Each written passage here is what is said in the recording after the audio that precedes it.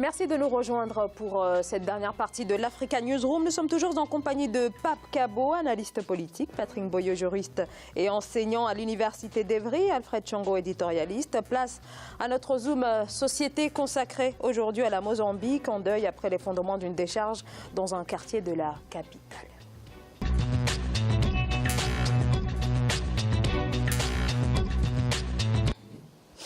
Un affaissement de la décharge à Ouléné qui a fait 17 victimes. Leurs maisons ont été ensevelies. Ce drame qui pose de nombreuses questions s'est produit dans la nuit de dimanche à lundi, marqué par de fortes précipitations. Sur place, les autorités poursuivent les recherches et ils craignent à présent que d'autres corps soient encore découverts sous les débris. Solange Jument.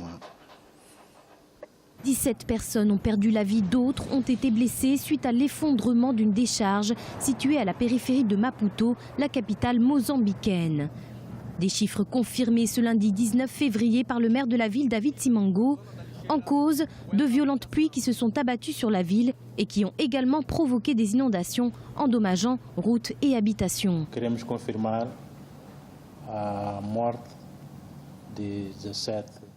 Nous avons confirmé que 17 personnes ont été tuées, avec 12 adultes et 5 enfants. 5 personnes ont également été hospitalisées. Il s'agit de 3 adultes et de 2 enfants. Les victimes qui vivaient autour de la décharge d'Ouléné dormaient quand la terre s'est effondrée selon les autorités. Leurs maisons ont été alors littéralement enterrées. Des sauveteurs sont toujours à la recherche de survivants. Les opérations de sauvetage sont en cours. Nous pensons qu'il y a plus de 17 victimes, mais pour le moment, c'est le bilan que nous avons déterminé. Les autorités municipales envisageaient depuis longtemps de fermer la décharge. Celle-ci avait en effet atteint la hauteur d'un immeuble de 3 étages. Mais pour l'heure, 60 familles ont été transférées en sécurité. 32 familles restent encore dans le besoin urgent d'un abri. Alors le danger de cette décharge était connu depuis de nombreuses années par les autorités, des autorités qui ne l'ont jamais fermée. La responsabilité du gouvernement est véritablement sans appel dans ce drame, Alfred Tchongo. Oui, Zara, la responsabilité du gouvernement mozambicain est engagée sur tous les plans. On connaissait les risques. On a laissé déjà se construire des habitations à proximité de la décharge. On a laissé les gens vivre dans cette saleté. On n'a rien prévu justement pour, par exemple, le retraitement de ces déchets, donc la pollution tout autour. Mais ça pose aussi la question du développement du Mozambique après les nombreuses années de conflits, après les nombreuses années de guerres et de la répartition de la croissance qui, au Mozambique, est repartie et au point que des Portugais vont trouver du travail au Mozambique. Et donc la question de l'urbanisation se pose vraiment avec acuité. Alors on voit se développer des périphéries tout autour, des capitales partout en Afrique, mais là la tragédie arrive parce que justement il n'y a pas d'assainissement, il n'y a pas de voirie pour justement éviter ces genres de tragédies. Oui, la responsabilité est totalement engagée. Pape Kabo. Oui. L'État évoquera un aléa climatique parce que tout est parti d'une pluie. Donc ce sera un prétexte. En droit, on dirait qu'on leur accorderait une circonstance atténuante. Mais gouverner, c'est prévoir. Les gens ne sont pas venus du jour au lendemain. Ils se sont installés au fur et à mesure que le temps passait. Là encore, c'est la faiblesse au niveau de la planification dans nos États qui pose problème, qui fait que l'on ne maîtrise pas notre expansion économique. On a du mal à tenir des éléments qui sont pourtant un capital si nous voulons nous en sortir. Une décharge, ça pose plusieurs problèmes. Il y a l'infiltration, la nappe phréatique qui va être souillée. Il y a la pollution atmosphérique qui pose problème, l'environnement déjà qui pose un certain nombre de problèmes. Dans ces conditions-là, là où il y a eu ce sinistre, on ne peut pas nous dire que les enfants allaient étudier dans des conditions normales, qu'ils se livraient à des activités de jeunes, etc. Ce n'est pas possible. Et pourtant, ils ont laissé faire. Maintenant, on va évoquer ce prétexte de cette pluie qui est tombée, mais il y a eu une absence de planification et une non-présence de l'État qui est à sanctionner et à réprimer. Maintenant, je dis, c'est dommage, à une difficulté, la Mozambique en difficulté, vient s'ajouter encore ce drame. Et ce score-là, à entendre parler le reporter, c'est un bilan provisoire. Un bilan provisoire. Il faut s'attendre à une évolution. Il parle de 5 qui sont encore en observation. Et le commentaire du maire laisse prévoir qu'il y aura malheureusement une évolution de ce score-là. Patrick Boyo, quel impact véritablement sur le plan sanitaire de cette décharge qui s'est située véritablement dans la capitale Maputo? L'impact sanitaire, il est réel. Ça engendre des maladies, de malaria, parce que la Nofel aime bien loger dans ces genres d'endroits. Et puis ne pas oublier que la capitale Maputo se trouve au bord de l'océan, sur ce qu'on appelle le canal de Mozambique. C'est dommage. Sur le plan urbanistique de la ville de Maputo, quand vous regardez, dans ce secteur-là, il y a la grande avenue Julius Nyerere qui forme un arc et qui sépare le côté aéroportuaire où se trouve Oulene A et Oulene B, où il y a eu justement ce drame, et le reste de la ville qui est plutôt bien urbanisé parce qu'il y a la plage à côté, les gens veulent bien aller du côté de l'océan.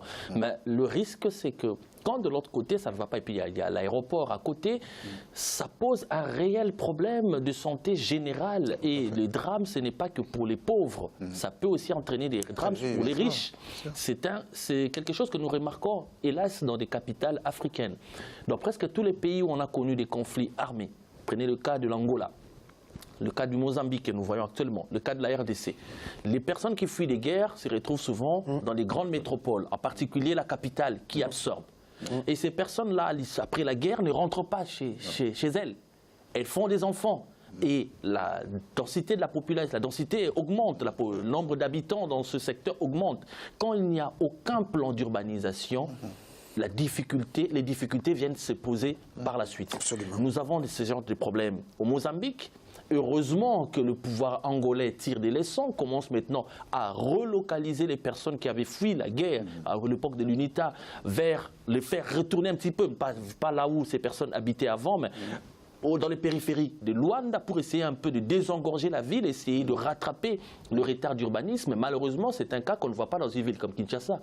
13 millions d'habitants, la ville sera d'ici 2030 la mégalopole d'Afrique devant les gosses.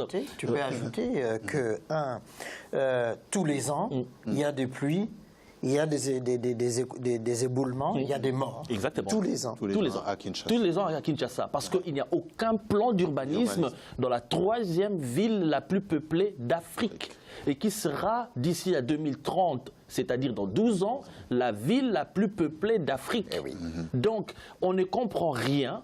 On ne saisit aucun problème et on préfère vivre au jour le jour. Donc c'est quelque chose qui doit interpeller maintenant tous les pays qui sont sortis des guerres, mais notamment le président Ouya aussi, pour revenir à lui, devrait aussi tenir compte de cela pour son pays, le Libéria, afin que Monrovia soit désengorgé pour que demain on ne retrouve pas ce genre de problèmes que nous connaissons malheureusement à Maputo. Alors pour ce qui est de cette décharge, elle faisait quand même 15 mètres de haut. Certains parlent de, c'est à peu près 3 étages. À peu près, comment les autorités mozambicaines ont pu laisser la situation en arriver jusque-là, Alpha Chango? C'est stupéfiant. C'est stupéfiant, justement. À croire qu'ils ont fermé les yeux pour ne pas voir, justement, cette décharge. Et tant que les populations qui vivent autour de la décharge ne leur posent pas de problème, ils ferment les yeux. Et il faut qu'il y ait une tragédie, qu'il y ait un drame comme ça, pour que finalement il y ait un sursaut de conscience, en espérant qu'il y ait ce sursaut de conscience. On l'espère. Oui. Et le maire, certes, qui vient se lamenter, se plaindre, on le comprend très bien, mais d'abord c'est sa responsabilité qui est engagée, justement. C'est lui qui aurait pu dire « Attention, il y a un danger, il y a une décharge qui dépasse les normes, il faut faire attention parce qu'il y a un danger, il faut fermer ou alors il faut retraiter les déchets qui sont là. » et évacuer les populations et les reloger ailleurs. Il n'y a pas de politique de logement, justement, pour leur trouver un endroit où ils peuvent se mettre, malheureusement. Moi, je peux répondre, si vous permettez, parce que je connais une situation similaire dans une ville comme Kinshasa et même à Brazzaville. À Kinshasa, il y a un quartier qu'on appelle Pakadjouma. Voilà, c'est ce quartier qui est construit sur des marécages, justement. Et dans ce quartier est en réalité sur le prolongement du premier aéroport de Kinshasa, l'aéroport de Ndolo, pour qu'au cas où un avion ratait son décollage, qu'il atterrisse là. Il y a déjà eu un avion qui est tombé dans ce quartier-là en 1992, entre le début des années 90. Dans le début des années 90. Mais il y a des gens qui habitent dans ce quartier jusqu'à ce jour. Et les baraquements sont essentiellement en tôle, tel que vous voyez là. Et quand il pleut, il y a des gens incroyables, d'une facilité incroyable. Mais tous les dirigeants passent là, sur la grande avenue des poids lourds, tous les jours, mais personne ne s'occupe d'eux parce qu'on dit que bon, c'est leur vie, ils ont choisi d'être là.